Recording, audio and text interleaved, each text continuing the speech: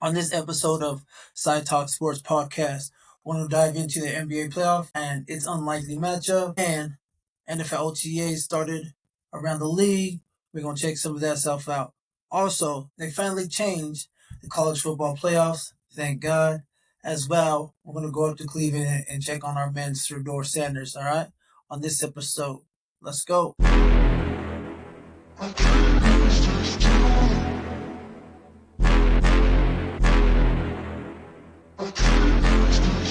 Hello, world. You're now tuned in with your boy, Eli Griffin. We are powered by RSTP Network. Hope everybody's having a great evening. Hope all is well. Hope everything is blessed. But let's dive into this. Now, we're going to start with the NBA. See, OKC knocked out the Wolves in 5, crushed them. There's nothing more you can say about that. But the Western Conference Finals, SGA is Western Conference MVP or whatnot or whatever. So yeah, Julius Randle had a terrible series, and guess what? The trade they got for Anthony Towns in New York. Seems like New York got the better end of that stick. You feel me? But diving into the game, my overall feel about the game is Minnesota was outmatched. They got hustled. Granted, SGA flops a ton, and we all know that. But they hit timely shots, rebound, which I'm shocked that they didn't rebound better because of Gobert, or Minnesota didn't rebound better because of Gobert and Randall.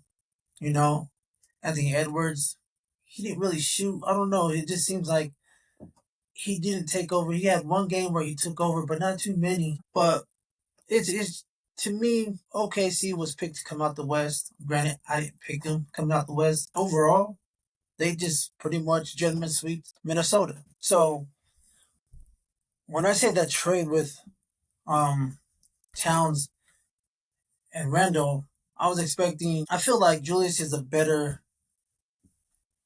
scorer overall, but he's very inconsistent. So I feel like that's one reason why um they lost. But these are his stats, as you can tell. He had a big game one, even though he fading in the beginning, disappeared for game two, reappeared in game three, disappeared in game four, and then game five he appeared, but at that time it's too late. OKC, it's just super, not necessarily loaded, but they got more depth. Well, they are kind of loaded. Their GM is doing a fantastic job building that team. It's just an unbelievable team. And I'm shocked still that the Nuggets took OKC 7 games. That gives you onus on how good the Nuggets can be when fully healthy. It comes out that Russell Wilson broke his shooting wrist. Michael Porter Jr. was injured. It was just still shocked that they took him to 7. And Minnesota literally just flat out got their ass whooped. Excuse my French. But these numbers look bad. So right now, that Knicks, the Knicks looks like they got the upper hand in the trade. So OKC is now to the finals. It's going to be between New York Knicks and Indiana, and Indiana's up 3-2. Knicks just got a big win last night in New York. People are going crazy. So we'll just see. It's a very unlikely matchup we got going on. I guess most NBA thought OKC will make it, but coming out the East, no one. I don't think anybody saw Indiana or New York making it out. It was Boston and maybe Cleveland, even though I stated on this podcast that Cleveland they were faulty. They weren't going to make it. But everyone had Boston. Like I said, I had Boston in Denver. So look at me. So this is the post-game press conference with Conley and Edwards. I actually like how Edwards is just coming off. He knows it was a battle. They get their ass whooped, but he's not down. He knows he needs to get better. He knows the team needs to get better. He knows what he needs to do for next time. So just check it out. To come up short of the finals 2 years ago. It's exciting for me. I'm 23. I get to do it a whole bunch of times. I'm hurt more so for myself for Mike. I came up short for Mike. Like I said, we tried last year. We couldn't get it. We tried again this year. We'll try again next year. But hurting is a terrible word to use. I'm good. So yeah, you know, Anthony Edwards, he knows what time it is. He's young. He's ready to go. Conley is getting old. He's getting long in the tooth. So I understand why he's hurt for his teammates that are older that hasn't got to the finals. So I can see that. But at the end of the day, he's gonna be back next year fighting for it again. They just ran into OKC, which is a better team.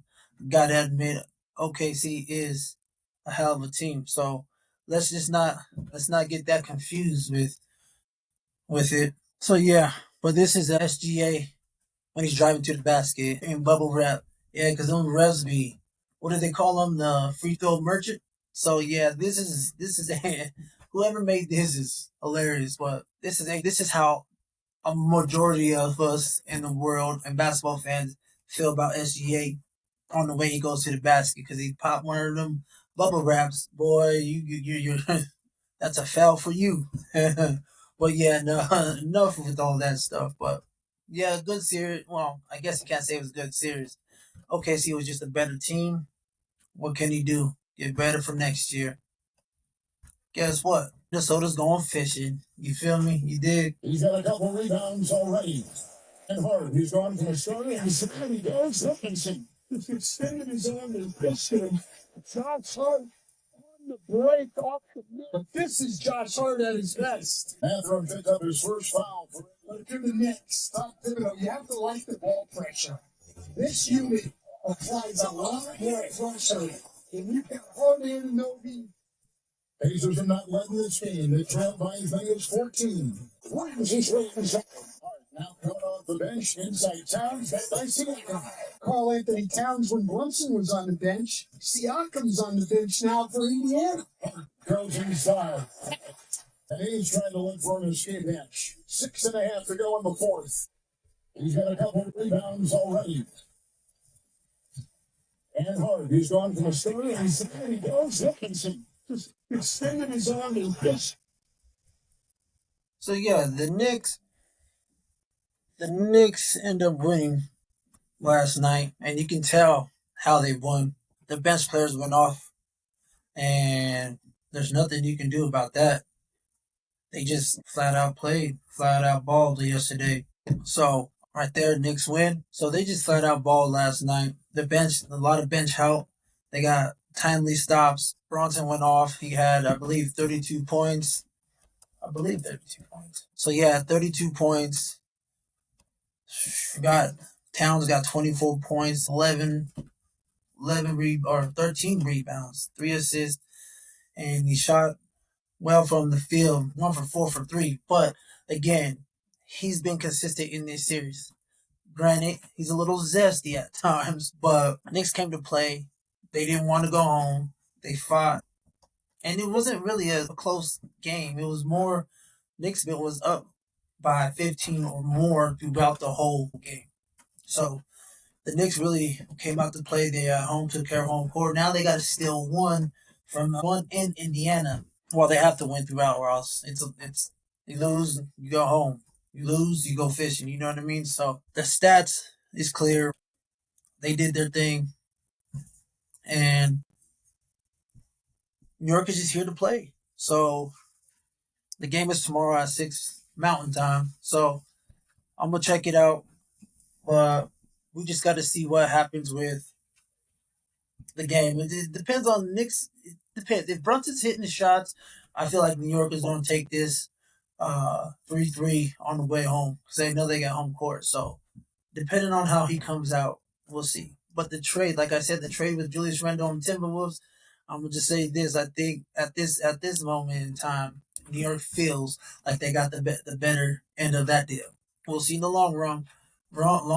Excuse me. But for now, like I said before, Julius Randle is inconsistent. At least Towns was going to give you is going to score. He's going to get you, and if he gets hot, he gets hot. So again, OKC versus the unlikely New York Knicks or the Indiana Pacers, which is crazy to see. I want to know who picked that in the beginning of the year.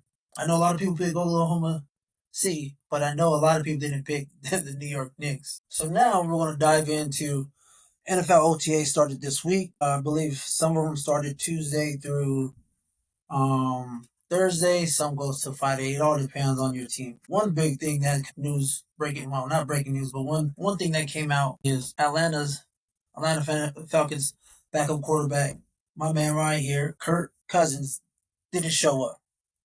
So to me, it's not really a big deal that he didn't show up because you got Michael Penix Jr. But it is for, I guess, team camaraderie, whatever it is, and plus he don't like being a backup. We should already assume that. So is it a big deal or not? They got the number one. I'm just saying, I don't think it should be that much of a big deal, but it is. Is he trade bait? Is he possibly being traded? He could be. I know some teams that can probably use him, but Cleveland has a whole battle. So where would you go? I honestly think the only place is Pittsburgh, but Aaron Rodgers is most likely going to come back for a year.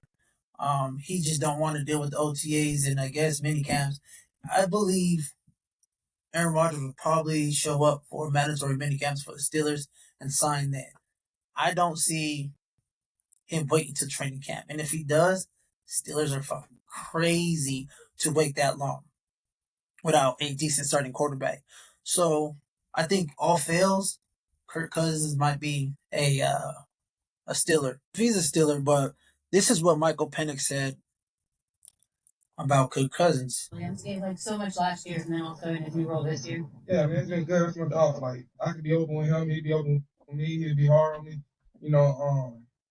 But like it's been a good relationship. Just building. So yeah, we'll just have to see. And I think Kirk Cousins, there's opportunity out there for him, and people need him. His contract is pretty loaded, so that's always the tricky part. How much of his contract will Atlanta eat? So that is the question. Just like I always refer to this as the Russell Wilson dead cap money. We took that dead cap money because Sean Payton couldn't stand Russell Wilson, let him off the pastures.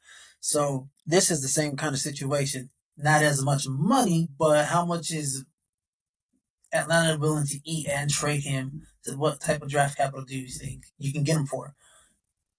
It's interesting to see what he can and what they can get for Kirk Cousins, but I believe he third round, fourth round pick, maybe day 3 pick. We'll see, but that's just what happens when you lose your spot.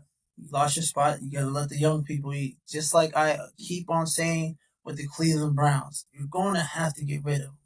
But that's another topic for later down the road. The last time I checked, Allen Iverson was the answer because it sure ain't Kirk Cousins. And I understand what Jeremy might be hearing, and it does seem like the eventual next step if you can't get Aaron Rodgers. But what makes you think that Kirk Cousins is going to be better than Mason Rudolph? What makes you think that Kirk Cousins' arm is more lively or he can maneuver in the pocket better? He can't. We watched the film from last year. It's a reason that Michael Penix Jr. became the starter in Atlanta before the season was over. And so I can't say that what Jeremy is hearing is wrong. I can say it would be the wrong decision for the Pittsburgh Steelers. You put yourself in this position to wait on Aaron Rodgers. And to me, now it's Aaron Rodgers or bust. If you don't have him, you play this season and you do everything you can in next year's draft to get your franchise guy. So that's what I'm saying. He just really stated what I already said. There you go. You're going to give 1 year Aaron Rodgers, and then what? Like I said, in previous episodes, you gave up your future without drafting a quarterback, a young, fresh rookie quarterback like a Shedeur Sanders. You got Howard, but the caliber is a little bit different. You get what I'm saying? For an aging Aaron Rodgers that's 40, he's not Tom Brady. Like I said, Tom Brady is an anomaly. There's no Tom Brady just lurking out there. Shoot, you might be better with bringing Tom Brady out of retirement before you go get Aaron Rodgers. Love Aaron Rodgers. Never had beef with Aaron Rodgers or anything like that. But it's just interesting to me that Steelers will go that way. But hey, maybe Kirk Cousins, that's a possibility. So we're just going to have to sit back and see. Oh my God. So even with Aaron Rodgers, it's just going to take a while. He's old. There's not a lot of Tom Brady's out there just swinging from a tree. So with Aaron Rodgers, we'll just see. This is not the 5 years ago Aaron Rodgers. It's 2024 Rodgers. The last 2 years, the last year was iffy. So honestly, like I said in previous episodes, Steelers gave up not picking a quarterback. First of all, for a D lineman in the first round, and whoever else they picked in the second round over Shedeur Sanders. Could be your future franchise quarterback. But now you're sitting here stuck looking stupid in the face because you're waiting for Aaron Rodgers. And like I said before, there's not a lot of Tom Brady's out there playing to their 43, 44 years old, balling and winning Super Bowls out there. So Kirk Cousins, that's a possibility. Do I think he's better than Rodgers right now? That's a possibility. He's coming off a year where he was god awful. But before that, the year before that, he tore his Achilles and he was having a great year. So I believe Kirk Cousins is probably better at this current state. And it's just interesting. And now I just want to see it all play out. But speaking of Aaron Rodgers, my man. I was born and raised in Chicago, so as a Bears fan, I want to ask how much you contemplated retirement. You know, you play golf. Play more golf, man. You don't have to sign anymore. Just, take it easy. You want him out? You want him gone? Best to green or pass? I'm guessing you're like a normal Bears fan. The best thing about Bears fans is every year, This is our year. This is our year. We added this guy and that guy, and we got a new coach from Detroit. Oh, man. Look out. Packers fans, we know that, right? And what does every coach that signs at the Bears say? We got to beat the Packers, right? Yeah. Packers don't give a shit. I was born. So that's what Aaron Rodgers doing right now. I don't think he's worried about OTAs or anything that's going on with Pittsburgh at this moment. He probably has the back of his mind that he's going to sign. He's just taking an extra long vacation. Granted, he's a vet and he deserves that. He might even have a playbook. Who knows? He's a free agent, so therefore they can give the playbook to whoever the hell they want to give it to. You feel what I'm saying? So Aaron Rodgers, in that video, it don't look like he's going to play. But eventually Aaron Rodgers is going to play football this year for the Pittsburgh Steelers. And for Kirk Cousins, he's just going to have to sit there and be behind Penix. That's just what happens for you playing bad, man. Like the NFL, that's just what it is. What have you done for me lately, league? So that's just what's going to have to happen. Thing I want to dive into. OTAs on the way, like I stated before. And I've seen online that people are getting pissed off about Travis Hunter's vibes during camp. So from someone that watched CU games and watched Well Off Media and all the behind the scenes with CU, this is the video that I'm going to show. This is how Travis Hunter acts. He dances. He has fun. He loves the game of football. So here we go.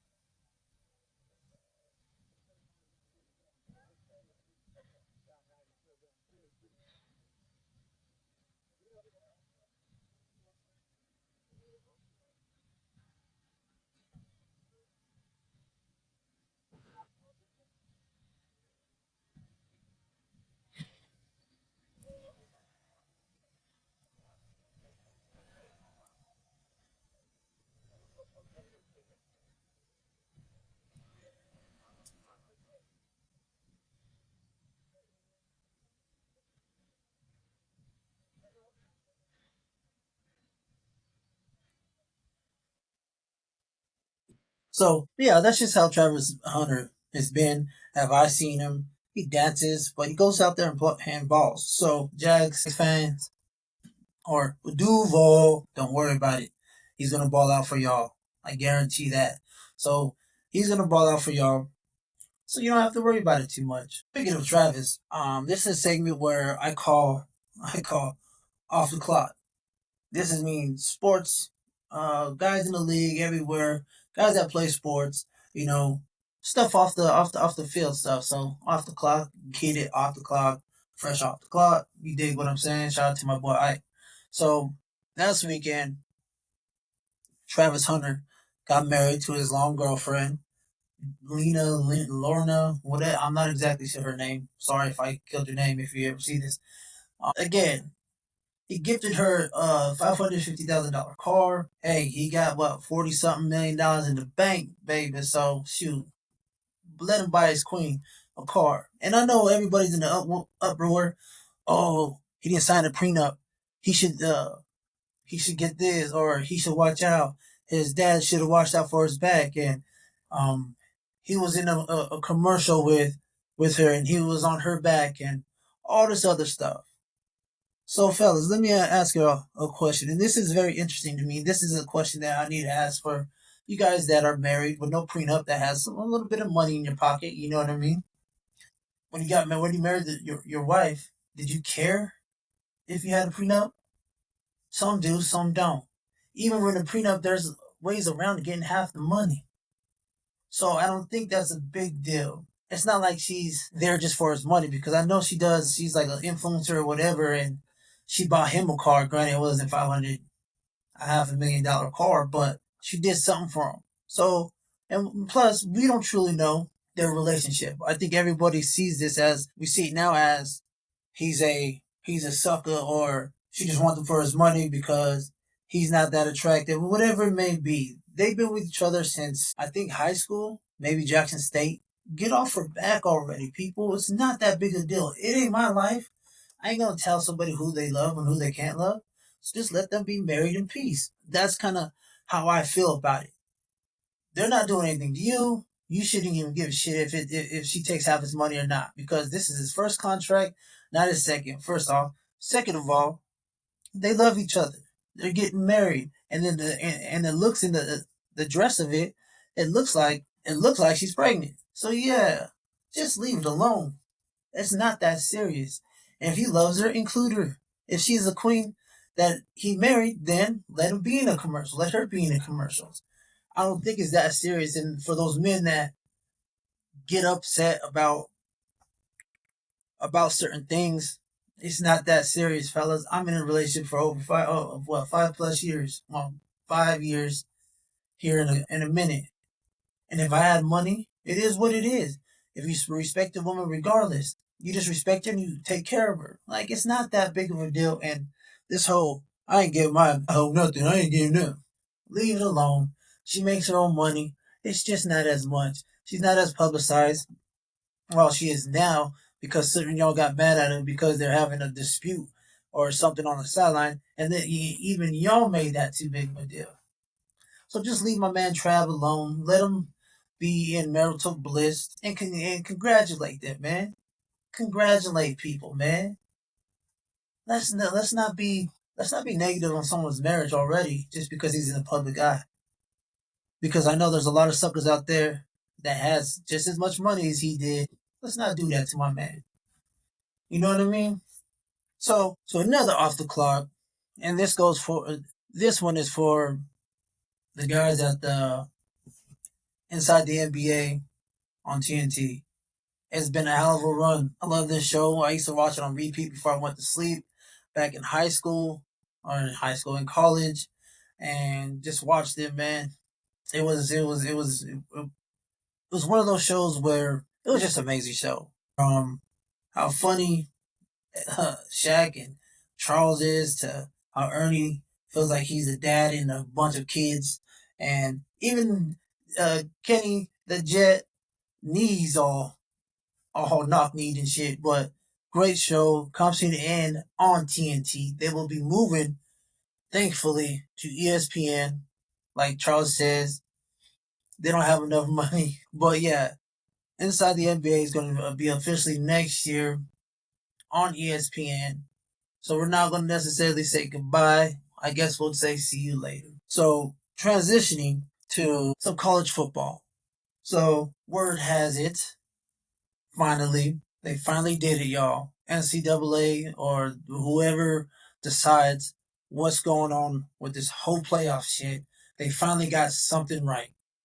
Finally, for the first time in their life, they got something right. So yes, they finally got something right with this and the whole college football playoff system.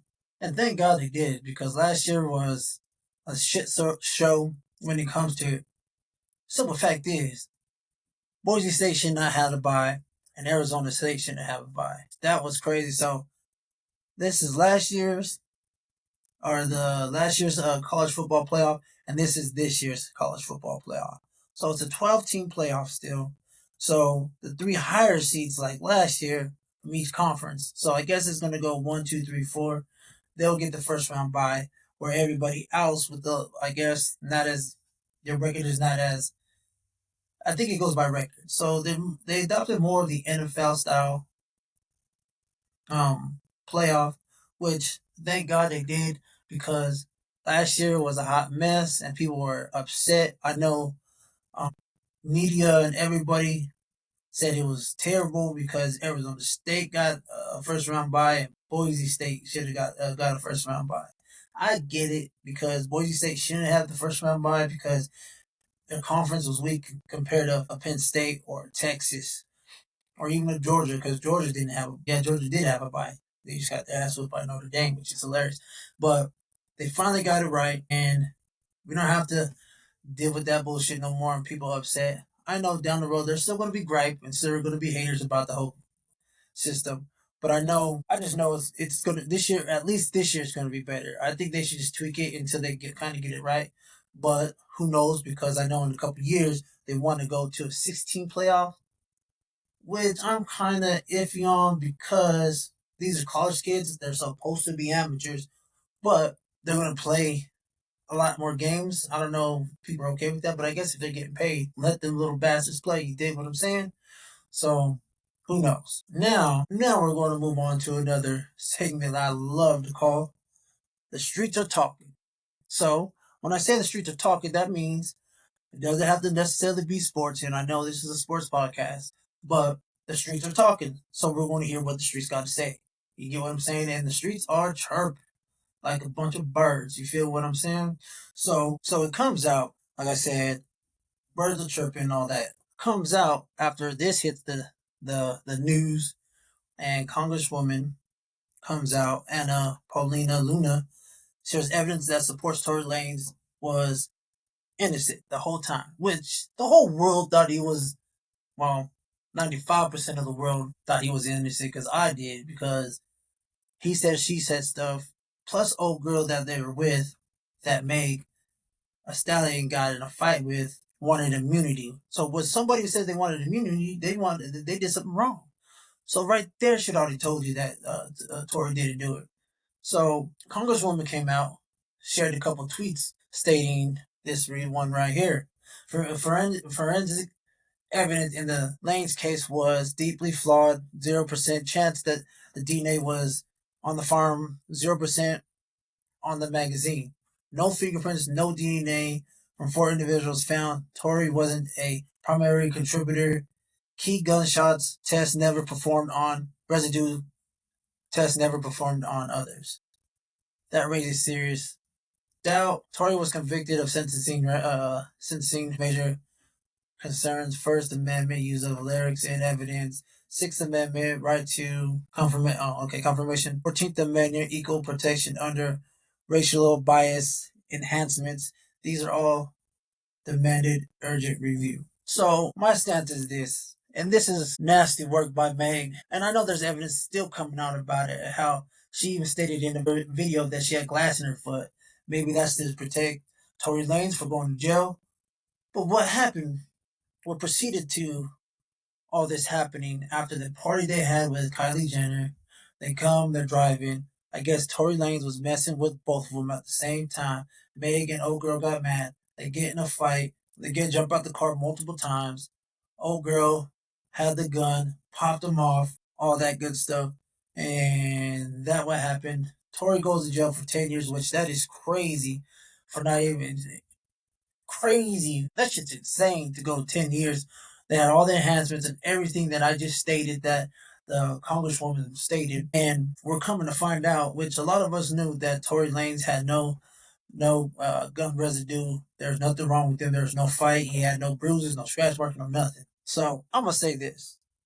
We kind of already knew, but now it's messed up that he literally just got stabbed 14 times and almost died with 2 collapsed lungs for somebody lying on his name and sending him to prison. There's video on that. Y'all check it out. I'm not going to put that on my podcast, but he gets stabbed, poked up 14 times. And it's just interesting to me that Meg is coming over here filing all these and saying that his fans and his people were harassing her. If Tory Lanez was my brother, I'd harass her ass too. Or my family member. Yeah, you put him in jail wrongfully. And yes, everyone can say he did it, but all signs points to says he didn't do it. There's more signs saying that he didn't do it than he did do it. And the biggest one is her homegirl, I don't forget her name, Kelsey, I believe, literally said she'll testify if she got immunity.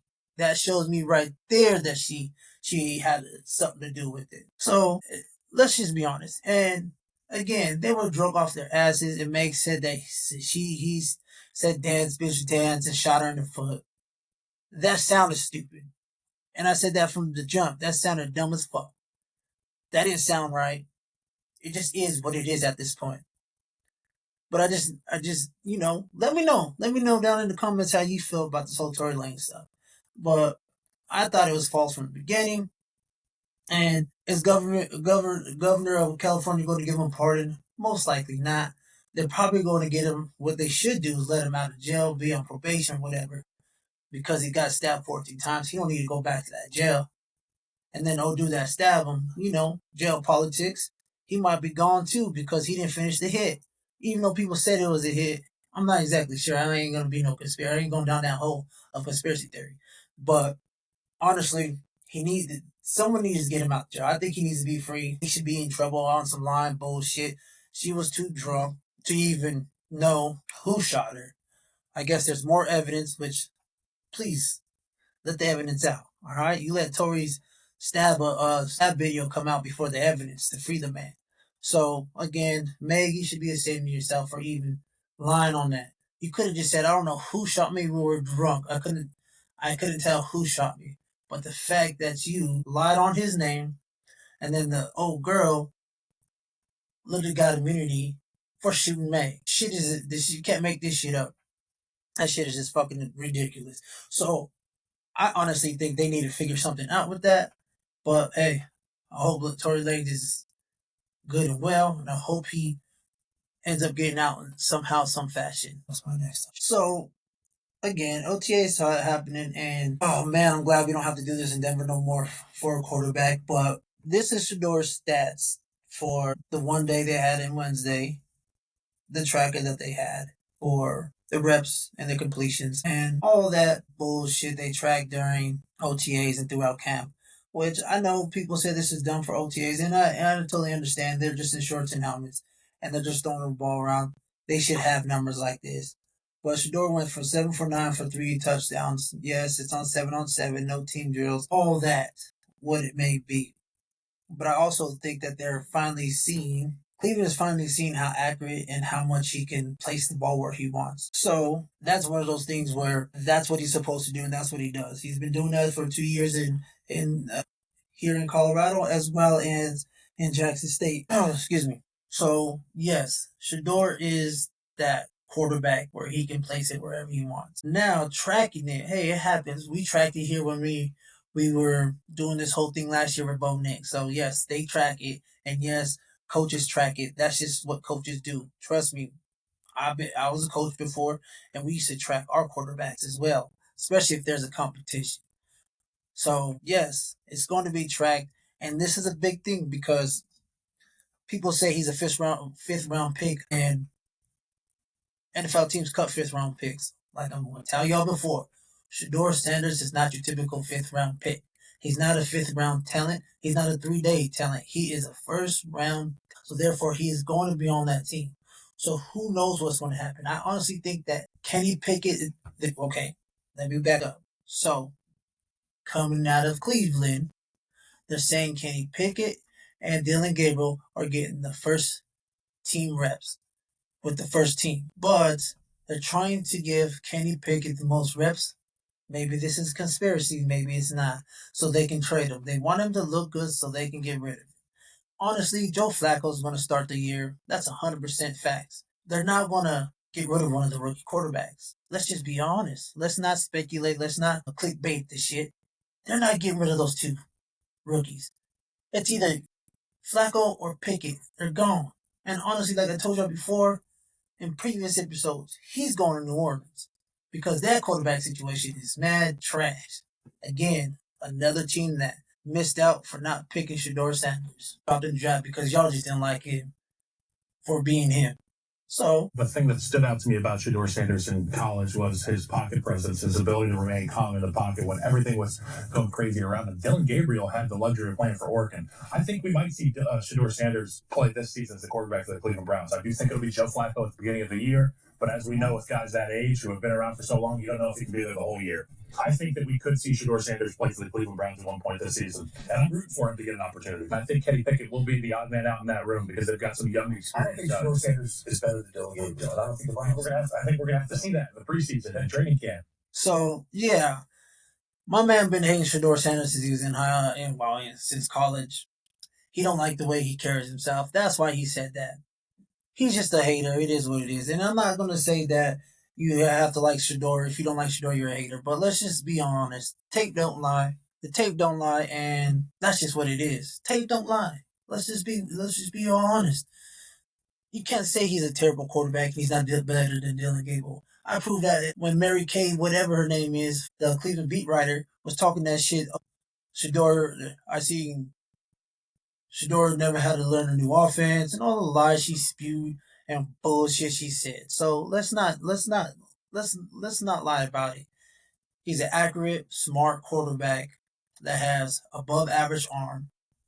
That his best strengths are his accuracy, reading defenses, and being a quarterback, as in a pocket presence. He can maneuver the pocket, like I keep on saying. So here's another clip of my man on ESPN Cleveland. I think it's Rizzo. This dude he's a Shadour's fan. He's going hard for Shadour. But this is what they said about what's going on in OTAs. Like I told you before, I come with things that I say, I back it up with the receipts. Best quarterback at OTAs yesterday, from what I heard, and I talked to 20 people before that. Yeah. Consensus best quarterback, Joe Flacco. Consensus second best quarterback, Shedeur Sanders. Wow. Told you. Consensus third, Dylan Gabriel. Consensus worst player at OTAs, Kenny Pickett. Aaron, that is your narrative. Chris, get the hell out of here. He just came in and said Aaron's right. Who said Aaron's right? Chops. So like I said, Cream's gonna rise to the top. It's not surprised that Shedeur is out here balling. I said it before, and the only reason why I feel like he's not better than Joe Flacco is because Joe Flacco is a vet that's been there before. That's won a Super Bowl. So it's interesting to me how now some of these people, like that man, I don't know the other dude's name, is Rizzo, and the dude in the beige long sleeve. He wasn't a fan of Shedeur. He's starting to come around. Oh man, it's permeating, it's percolating. So he's coming around on Shedeur. Not because Shedeur needs him to come around, or not even Shedeur fans or any fans of Shedeur that travel to Cleveland because Shedeur is there need him to do so. It's just more the fact that the kid is a good quarterback. I feel like he can be a great quarterback. He's been taught well. So some of y'all don't understand. I've been spewing this stuff for months, for years now. Shedeur is a good quarterback, could be a great quarterback here in the next couple of years if they just give him a chance, which by and large, they're going to give him a chance. Granted, he didn't get the first team reps like he needed to, but I know he's going against the third team defense. But you got to sit back and say, shoot, he's doing this to the third team. Let's try him out on the second team. All right, he's doing that to the second team. Let's try him out on the first team. So that's kind of how the ladder is going to go. And I guarantee by training camp, he's going to get some first team reps, and they're going to see how good he is. And then those first teamers are going to really look like, dang, this boy can play. Like I told you, Cream rise to the top. And Shadour's Cream, and he's going to rise. He's being doubted. That's players play better when they're doubted. Even though he said it proved me right. Let's just be honest. You're mad that they doubt you, dog. But, hey, I'm with you, brother. So, again, Cream rise to the top. And Shadour's going to keep rising because he can. You know what I mean? People is going to start to come around to Shadour because of who he is. So, This is the Ultimate Cleveland Sports Show, and the reporter was at OTAs as well, and this is what he has to say as well. He's 2 days in. He's 2 weeks in. He's going to have to win every single day in the meetings, in the asking questions, and the staying after practice, and all of that, because just to earn more chances, right? And we're going to really judge, and I'm going to be a part of it when we get to the summer on these joint practices, because that's where it's going to be. But to earn those chances, he has to do. Now, and I really think the other guy does too, because I don't see the other guy impressing at all. And I'm not trying to be personal with him. Right? He does not look like an NFL quarterback. And 31 other drafters didn't think he was a second-day pick. Yeah. So he's going to have to earn those too, because eventually they're going to matter. Right now, we're stopping. Do you agree with Jason? It was Joe and then Shedeur? 100%. 100%. I want. So yeah, once again, he said Shedeur, or Joe Flacco, Shedeur Sanders. It's just crazy how much people hate on him, but he's actually a good football player and probably a good human being. From when I met him, good dude, man. You know what I mean? So they just need to stop hating on him and just Cleveland, like I said before, you guys need to embrace him. Embrace him, because I guarantee if you embrace him like CU did here, he'll bring wins to your team. Because CU embraced him. And look, it transpired to wins.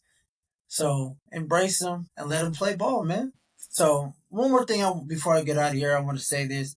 This is a tweet from, I guess, one of the coaches about Shedeur Sanders. It says, official Shedeur Sanders was a perfect 13 for 13 today at Browns OTAs. This is only the second time in 25 years that a rookie quarterback has completed every pass. The other rookies, Tom Brady. So do you see what I'm trying to tell you? This guy has so much talent that you guys are overlooking because he's not talented in the places that you wanted him to be talented in. Like running, like being a twitch quarterback, like a Lamar Jackson, or a big, strong quarterback like Josh Allen. So some people don't understand quarterback play. Tom Brady wasn't the biggest, fastest. Peyton Manning wasn't the biggest, fastest. There's multiple players or quarterbacks that don't have to be bigger and faster. Aaron Rodgers wasn't big and fast. He was fast enough. He had a strong arm. But y'all getting mad at Shedeur because his arm's not as strong as Aaron Rodgers. A lot of people's arms not as strong as Aaron Rodgers or John Elway or Josh Allen's or Lamar Jackson's. Like, to me, one of the strongest arms that ever played, and he was an anomaly, was Michael Vick because he was fast and had a strong arm. Well, come on now, he changed the NFL. So let's not down Shedeur because he's not the biggest and the fastest or got the strongest arm or he don't run a 4.4, or he don't run a 4.5 or a 4.3 like Jalen Milroe, or he's not 6'8". So let's not down somebody or big somebody up and then down somebody else. Like, come on now, Lord taught you something. But again, Shedeur is gonna rise to the top. That's just going to be point blank. Period. That's just how it's going to be. Because that's just who he is. So I know it's only OTAs. I know they're only in helmets and shorts. I understand the stats, the stat line, or whatever it may be. I know it not necessarily counts until you start going to camp and doing the joint practicing and get into those preseason games. But I'm going to tell you this now. He's going to look better in preseason and in training camp and preseason. That's just who he is. And his arm's strong enough. And he can drop it in the bucket. So, Cleveland media, I guess you just choose sides, but I guarantee you this, Cleveland Browns is not getting rid of Shedeur. I guarantee you that's the last quarterback they're going to they'll get away with. Why? Like I always say, first, too much money. Too many fans are going to hate the fact if they do get rid of him. So, like I said, and you're going to hear it again and hear it again, Kenny Pickett is going to be traded to the Saints. Why? Because he has rapport with Kellen Moore. That rhymed. He has rapport with Kellen Moore from last year in Philly. Saints needs a quarterback because they got old dude that can't throw. I don't know I forgot his name from Louisville. Spencer Rattler. Let's be all honest. Spencer Rattler looked like dog doo-doo, especially against my Broncos. But that's beside the point. He looks worse than Bryce Young ever looked. And those are for those people that didn't believe in Bryce Young. He looks pretty good now, right? But that's just what it is. Stop with the Shedeur hate. Just continue to let him grow into the offense. Let him grow. Give him a chance. That's all we ask for. That's all he asked for. You gave him a chance. Now he's going to prove to you.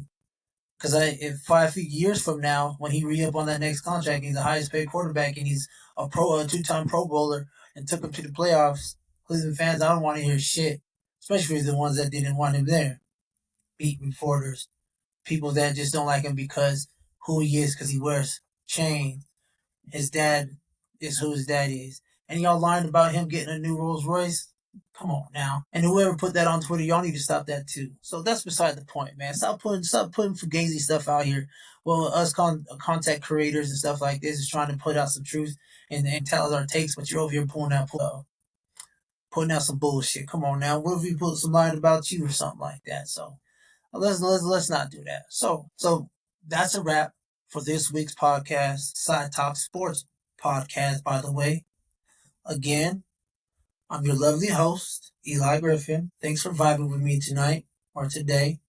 Hit the like button, subscribe, drop a comment. I'd love to answer back. And for those who've already hit comments, and I always hit y'all back, so bring some more. And again, if you want to jump on the show to debate me on the sports talk, I'm with y'all. You can always go back and forth. Drop a link in there or your handle, and I'll hit you up. We'll get you on. We'll debate, have a good little show, and then we go on like that. Again, like, subscribe, hit the notification bell. Stay locked in for more updates on sports and all that. And go check out my other two shows, The Locker Room, where we go deep dive into the locker room. So we get into the nitty gritty about certain things that go on in the locker room, sports locker room. So stay tuned for that. And also for my Broncos fans, go check out Orange and Blue Country with me. It's all nothing about all Broncos and everything Broncos for the upcoming year. Exciting things for the Broncos this year. Bo Nix, that jump. We got some good defensive free agents, good tight end free agents, and I'm looking forward to seeing my man RJ Harvey do his thing. But yes, again, subscribe. Thanks for watching. I see you next time. Peace.